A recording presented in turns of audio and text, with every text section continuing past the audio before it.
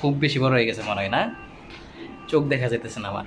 এই দেখেন আমি আমি দেখতেছি, মানে আমি আমার সামনে যা বস্তু আছে সব আমি দেখতেছি, কিন্তু আপনারা হয়তো ভাবতে পারেন যে চোখ ঘুরে গেছে, কিছুই তো দেখা যায় না, এরকম ভাবতেই পারেন।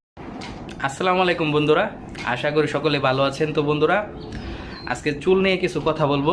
মানে আজকেও মানে আমি চুল নিয়ে একটা বিপদে আছি। বিপদটা হইলো কে জানেন? আজকে সকালে যখন আমি ঘুম থেকে উঠি, তো তখন কয়টা বাজে, মানে 6টা বা 7টা এরকম বাজে। তো তখন টের পেলাম যে আমার মাথার মধ্যে কিরকম একটা সুরসুরি লাগতেছে, বুঝছেন? পরে সুরসুরি তো লাগার কথা না, ভাবলাম যে তেলাপোকা নাকি।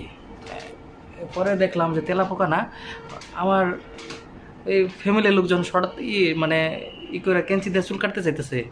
মানে আমার ফ্যামিলির লোকজন, আমার ব্যাপার আজকে টের পাইছো না, কাটকে কেটে দিব। ওই দেখেন দেখেন কি বলে, কালকে বলে কাটবো। তাহলে এখন কি করার আপনারা বলেন? এখন আমার উপায় কি জানেন? আমি যাইরে আমার চুলটা ন্যাড়া করে আসা করি। মানে আমার চুলের প্রতি যদি এদের এতই ন্যাড়া হয়, কিন্তু আমি আমার ক্যাপ পরবো না। চুল কাটতে যেতেছে গিয়ে আমার চুল কি বেশি বড় হয় দেখেন, তখন খুব বেশি বড় হয়ে গেছে মনে হয় না? চোখ দেখা যেতেছে না আমার।